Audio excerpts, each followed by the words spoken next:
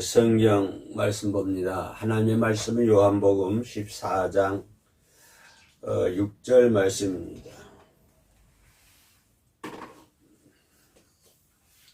요한복음 14장 6절 말씀 한 절만 봅니다.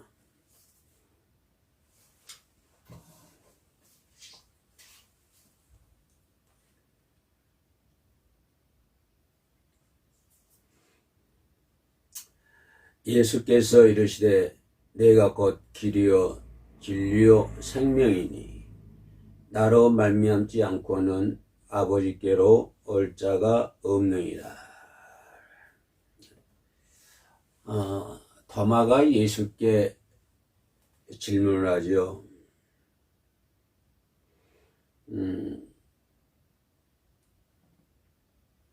주님께서 어디로 가시는지, 어떤 길을 가시는지 모르는데 우리가 어찌 알 수가 있겠습니까?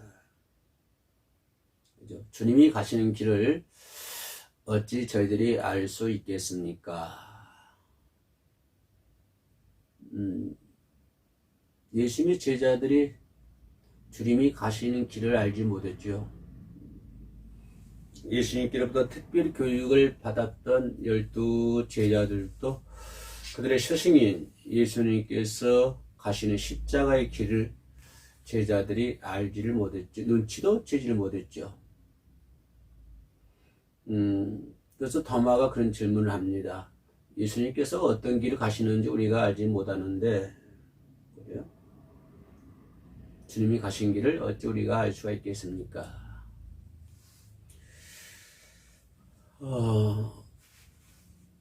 이 도마와 예수님과의 말씀, 이 대화 속에서 우리가 엿볼 수 있는 것은 두 가지 길이 있다. 세속적인 길과 영생적인 길이 있다. 영생의 길이 있다.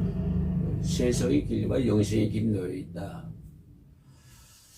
예수님께서 가시는 길은 영생의 길인데 제자들이 생각하고 있는 것은 세속의 길이었습니다. 세속의 길을 걸어가는 사람들은 영생의 길을 걸어가는 사람들을 알 수가 없는 것이죠. 만약에 세속의 길을 걷는 사람들이 영생의 길을 안다고 한다면 그들은 그 길을 갈아타겠지요. 세속의 길에서 영생의 길로 옮겨가겠지요. 그러나 세속의 길을 가는 사람들은 영생의 길을 알지 못하기 때문에 그 길을 알지도 못하고 걸어갈 수도 없는 것입니다. 그래서 도마가 그걸 얘기하고 있습니다. 주님이 가시는 길을 우리가 어찌 알겠냐? 주님께서 어디로 가시는지 우리가 어찌 알겠냐? 이런 질문을 도마가 하는 것을 볼 수가 있습니다. 그러나 오늘 예수님께서 그러한 도마에게 말씀하시기를 본문 말씀이죠. 내가 곧 길이요 진리요 생명이다. 내가 길이요라고 하는 것입니다. 내가 길이요라고 하는 것은 예수님께서 어떤 길을 알려준다고 하는 것이 아니라 예수님께서 어떤 영생의 길을 도마에게 알려주는 것이 아니라 내 자체가 내 스스로가 길이다라고 하는 것을 지금 진리의 엄청난 하늘의 진리 메시지를 예수님께서는 그의 제자에게 말씀하시는 것을 볼 수가 있습니다. 많은 사람들은 우리가 지금 이 시대에 생각할 수 있는 것은 하나님 나에게 영생의 길을 달라, 영생의 길을 가르쳐 달라라고 기도할 수가 있습니다. 아니, 많은 사람들이 그렇게 기도하고 있습니다. 나의 가는 길을 제시해 달라, 나의 가는 길을 알려달라. 근데 예수님께서는 말씀하시기를 내가 너희들에게 길을 알려준다고 하는 거예요. 알려주는 것이 아니라 내 자체가 내 스스로가 길이라고 하는 것입니다. 우리는 하나님께 기도할 때 예수님 나의 가는 길을 알려달라고 기도할 것이 아니라 그 예수님이 곧 길이라고 하는 것입니다. 단지 예수님께서 도마에게 얘기했던 것처럼 우리 앞길에는 세속의 길과 영생의 길 두 가지 길이 놓여 있다고 하는 것이죠. 다시 다른 말로 표현을 해보면 우리 앞에는 넓은 길과 좁은 길이 두 갈래의 길이 놓여 있다고 하는 것입니다. 나는 좁은 길로도 갈 수도 있고 넓은 길로도 갈 수 있는 자유의지가 우리들에게 주어져 있습니다. 에덴 동산에서 아담에게 주어진 자유의지와 똑같은 것이죠. 에덴 동산에 있는 아담은 그 중앙에 있는 선악과의 나무를 다 먹을 수도 있고 다 먹지 않을 수도 있습니다. 그러나 거기에 대한 행동의 결과는 본인이 져야 된다고 하는 것이죠. 우리 앞에 놓여있는 세속의 길과 영생의 길을 우리가 선택할 수가 있습니다. 그러나 거기에 대한 결과는 본인이 져야 된다고 하는 것입니다. 우리들 앞에는 세속적인 길과 영생의 길이 놓여 있습니다. 오늘 물론 이 방송을 시청하고 있는 분들은 모든 분들이 영생의 길을 걷고 있는 줄로 믿습니다. 그렇기 때문에 오늘 이 방송을 시청하시고 이 예배의 영상으로 함께 동참하신 줄로 믿습니다. 그렇게 볼 때 정말로 당신은 멋쟁이십니다. 정말로 당신은 신사숙녀입니다. 인생이라 하는 것은 길을 찾기 위한 하나의 행로라고 볼 수가 있습니다. 어떤 길을 걷고 있느냐, 나는 어떤 것을 찾고 있느냐, 내 인생은 어떤 길을 찾고 있느냐, 이 인생은 곧 행로라고 얘기할 수가 있겠습니다. 모든 사람들은 똑같이 그런 것들이 주어져 있습니다. 각자가 길을 찾는 것입니다. 본인이 길을 찾아가는 것입니다. 인생은 그 길을 찾는 행로라고 얘기할 수가 있는 것입니다. 사업하는 사람은 사업에서 성공할 수 있는 길을 찾겠지요. 학문을 좋아하는 사람들은 학문을 연구하는 사람은 학계에서 어떠한 성취를 모색하는 그런 길을 찾고 있겠지요. 운동을 좋아하는 사람들은 또한 그 운동에서 자기 어떤 목적을 이루기 위해서, 목적을 성취하기 위해서 어떤 자신만의 길을 찾고 있을 것입니다.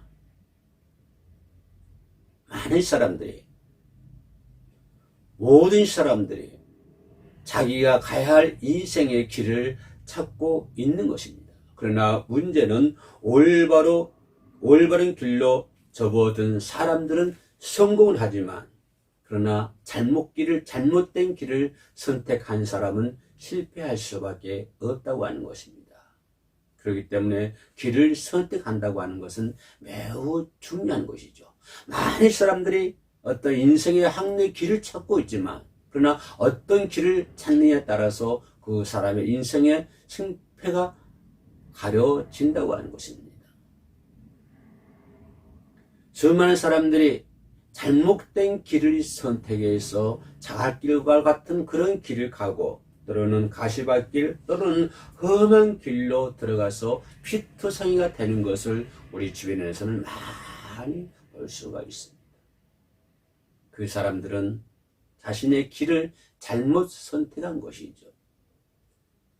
자신이 가야 할 길을, 올바른 길을 선택했다고 한다면 그 사람은 인생에 성공하는 사람이 될 것입니다. 그러나 자기가 가야 할 길을 잘못 선택했다고 한다면 그 결과로 인해서 비투성이가 되고 만신창이가 되고 결국은 실패자라고 하는 낙인이 찍혀질 것입니다. 그러므로 세상을 살아가면서 길을 잃어버린다고 하는 것은 얼마나 비참한 일인지 모릅니다. 내가 가야 할 길을 모르면서 산다고 하는 것은 인생에 참으로 비참한 일이죠. 내가 가야 할 길을 정확히 알고 간다고 한다면 그 인생이야말로 얼마나 즐겁고 보람되고 활기찬 길이 되겠습니까? 그러나 그 한 인생이 자기가 가야 할 길을 알지 못하고 가야 할 길을 잃어버린다고 한다면 그 사람이야말로 얼마나 비참한 사람이 되겠습니까? 그 사람은, 그 인생은 실패할 수밖에 없다고 하는 것입니다. 성경에 보면 인생의 길을 잃었던 한 여인을, 수가성의 여인을 우리는 성경에서 찾아볼 수가 있습니다. 예수님께서 어느 날 수가성 우물가에 앉아 계셨습니다. 왜 예수님은 수가성 우물가에 앉아 계셨을까요? 물론 목이 말라서 앉아 있었을 수도 있었을 것입니다. 그러나 저는 그렇게 생각하지 않습니다. 예수님께서는 우물가에, 수가성 우물가에 앉아 있는 것은 어떠한 일을, 사역을 하기 위함이죠. 마치 그때 그 우물가에 한 여인이 물을 기르러 왔습니다. 이 여인의 삶은 참으로 비참한 삶이었습니다. 갈 길을 잃어버리고 사는 사람이었습니다. 방금 전에 제가 얘기했던 것처럼 갈 길을 잃어버리고 사는 사람은 너무나 비참한 사람이라고 얘기를 했습니다. 바로 수가성의 여인이 거기에 속한 여인이라고 할 수가 있습니다. 이 여인은 갈 길을 몰랐습니다. 자기 인생이 나갈 길을 알지를 못했습니다. 어떤 가야 할 바를 모르고 어떤 목적도 없고 뭐를 성취하고자 하는 그런 욕망도 없었을 것입니다. 왜냐하면 그 사람의, 이 여인의 인생은 비참한 인생이었을까요? 왜요? 그 여인은 5번이나 이혼을 하고 지금 6번째 남편과 살고 있었습니다. 6번째 남편과 살고 있었음에도 불구하고 이 여인은 항상 목이 마른 그런 상태였습니다. 목마름의 상태 속에 있는 이 여인이었습니다. 이 여인은 자신이 목마르다고 하는 그것을 알면서도 그것을 해소할 수 있는 길이 없었습니다. 그거를 해결할 수 있는 길이 없어서 이 여인은 항상 고민하고 살았던 것 같습니다. 5번째 이혼하고 6번째 남편과 살면 뭐가 좀 달라지겠지 라고 하는 그러한 생각도 아무 필요 없던 것이었지요. 공상이었습니다. 허무였습니다. 공허한 것뿐이었습니다. 이 여인은 자신이 목마르고 있는 그 상태를 해결해야 되는데 해결할 수 있는 길이 없었고 방법이 없었습니다. 바로 이러한 여인의 사정을 우리 예수님은 알고 계셨던 것이죠. 그래서 예수님은 그 수가성 우물가에서 아마 그 여인을 기다리지 않았을까요? 그 여인의 문제를 해결해 주시기 위해서 말입니다. 아니, 다른 걸로 표현하면 그 여인에게 어떤 길을 해결해 주기 위해서, 그 여인이 나아갈 길을 제시해 주기 위해서 예수님은 우물가에서 그 여인을 기다리고 있었습니다. 지금도 예수 그리스도를 모시지 않는 분 계신다고 한다면 지금도 예수님은 당신을 목마르게 기다리고 계신다고 하는 것입니다. 계시록의 말처럼 계속적으로 우리들의 당신의 마음의 문을 예수님은 두드리고 계신다고 하는 것입니다.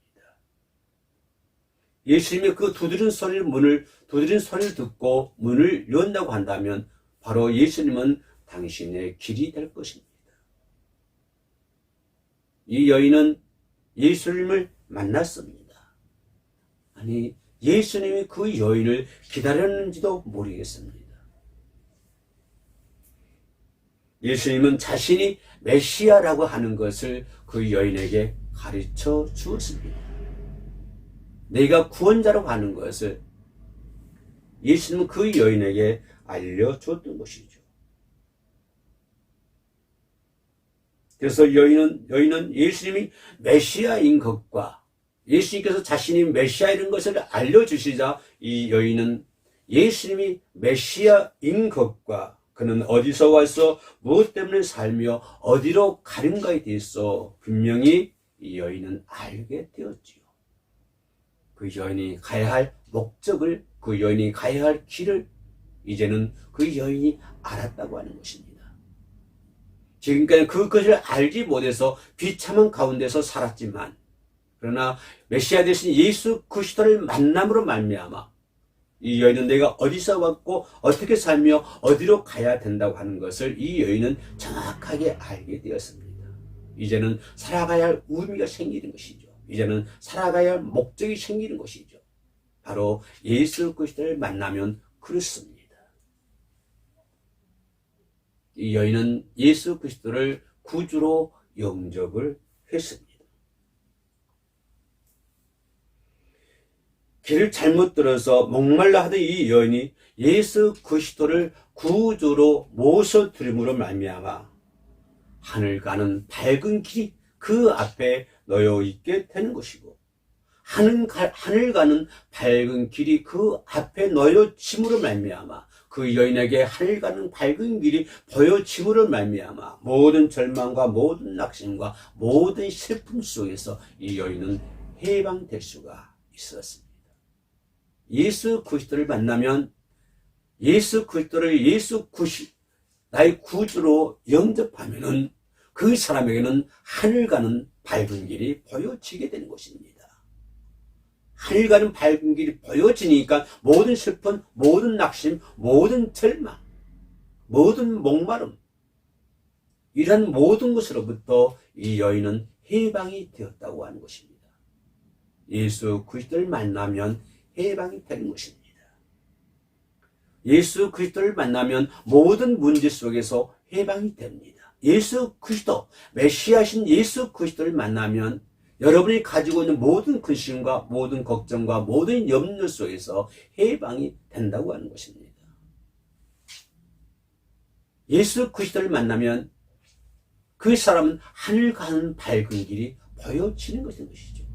하늘 가는 밝은 길이 보여지기 때문에 그곳에서 내 머리에 씌워질 면류관을 바라보며 우리는 주님과 함께 하늘 기는 밝은 길을 바라보며 그 길을 따라서 나간다고 하는 것이죠. 그 길에 있어서 슬픔과 걱정과 근심과 염려가 방해가 되겠습니까?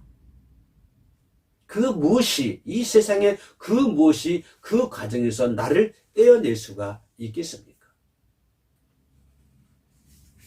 이 여인은 예수 그리스도를 만남으로 말미암아 하늘 가는 밝은 길이 보여줬고, 하늘 가는 밝은 길이 보여줬기 때문에 이 여인은 동네에 들어가서 이제는 기쁜 마음으로 메시아를 전할 수가 있었던 것입니다. 지금까지는 슬픔 속에 살아왔지만 5번이나 이혼하고 6번째 남편을 만나면서 지금도 슬픔과 좌절 속에서 살아가고 있었지만은 이제는 그 여인은 메시아 대신 예수 그리스도를 말미암아서 그 여인의 삶이 180도로 바꿔지는 것을 볼 수가 있습니다. 슬픔에서 기쁨으로 변화가 되었습니다. 절망에서 소망으로 변화가 되었습니다. 누구를 만나면요? 예수 그리스도를 만나면. 예수 그리스도를 만나면 어디서 와서 무엇 때문에 살고 어디로 가는가에 대해서 정확하게 알려주고 있습니다. 이 여인은 물을 길러왔던 그 물동이를 던져버리고 동네로 뛰어갔습니다. 그리고 만나는 사람마다 이 얘기를 합니다. 와 보라, 메시아가 오셨다. 와 보라, 메시아가 오셨다.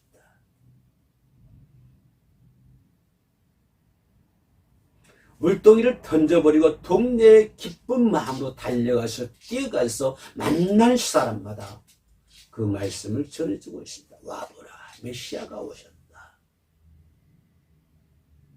여러분, 우리는 만나는 사람에게 무엇을 전하고 있습니까? 우리는 만나는 사람마다 무엇을 전해야 됩니까? 바로 수가성의 여인, 이 여인처럼 와 보라, 메시아가 오셨다고 하는 것을 전할 수 있는 저와 여러분들이 전해야 할 일입니다. 어떤 사람들에게 권력을 전하는 것도 아니고 정치를 하는 것도 아니고, 우리는 어떤 사람들 그런 외형적인 것을 알려주는 것이 아니라 우리는 내면적인 것, 이 여인을 변화시켰던 메시아, 바로 예수 그리스도를 전할 수 있어야 된다고 하는 것이죠. 시리에 빠졌던 이 여인이 기쁜 마음으로 동네 사람들에게 기쁨을 전달하는 전도자가 되었습니다. 기쁨을 전달하는 전도자. 지금 많은 사람들이 코로나19 때문에 걱정과 근심과 슬픔 속에 살아가고 있습니다. 우리는 이들에게 메시아를 전해야 됩니다. 나를 믿고 따르라고 하는 것이 아니라 메시아를 전할 수 있는 저와 여러분들이 되어야 되는 것입니다. 교회를 전하는 것이 아니라 우리는 메시아를 전해야 됩니다. 우리 교회는 이만큼 크고 이만큼 좁고 이만큼 뭐가 한다고 하는 그런 교회를 전하는 것이 아니라 우리가 전하는 것은 메시아를 전해야 된다고 하는 것입니다. 바로 예수 그리스도를 전해야 된다고 하는 것입니다. 이 여인이 시리에서 기쁜 마음으로 예수를 전할 수 있었던 것은 바로 예수 그리스도를 모셔드렸기 때문에 그렇습니다. 예수 그리스도는 안내자가 아닙니다. 예수 그리스도는 길이 아닙니다. 예수님 본인 스스로가 길입니다. 그래서 본문 말씀에서 나는 길이요, 내가 곧 길이로라고 했습니다. 내가 길이라고 하는 것입니다. 많은 사람들이 돈이 길인 줄 알고 돈을 따라가고 있습니다. 정치하는 사람들이 그 정치가 길인 줄 알고 그 길을 따라가고 있습니다. 권력을 좋아하는 사람들은 그 권력이 길인 줄 알고 그 권력을 따라가고 있습니다.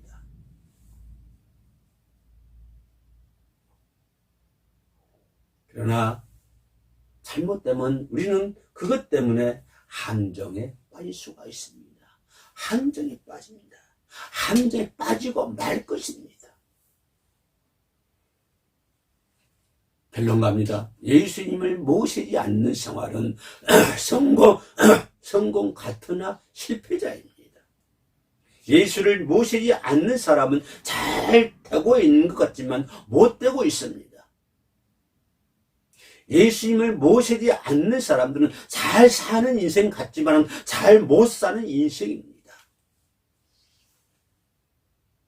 예수님을 모시는 자만이 잘 사는 사람입니다.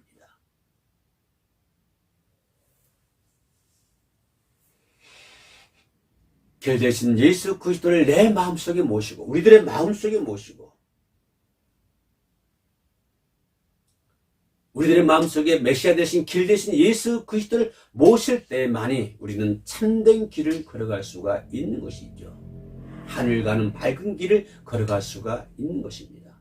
어제 그 길은 내 마음속에 이 수가성의 여인이 그랬던 것처럼 내 마음속에 메시아 대신 예수님을 나의 구주로 믿고 고백해야 된다고 하는 것이죠. 우리들의 마음속에 예수 그리스도를 모실 때만이 우리는 참된 길을 갈 수가 있는 것입니다. 오늘 이 예배에 동참하신 모든 분들은 아마 여러분의 마음속에 예수 그리스도를 모신 줄로 믿습니다. 그래서 참된 길을 걷고 계신 줄로 믿습니다. 역시 당신은 멋쟁이십니다. 기도하시겠습니다. 사랑의 주님, 저희가 세속의 길을 따르지 않고 진리의 길, 영생의 길을 따라 보람있게 살아갈 수 있도록 도와주옵소서. 예수님의 이름으로 기도합니다. 아멘.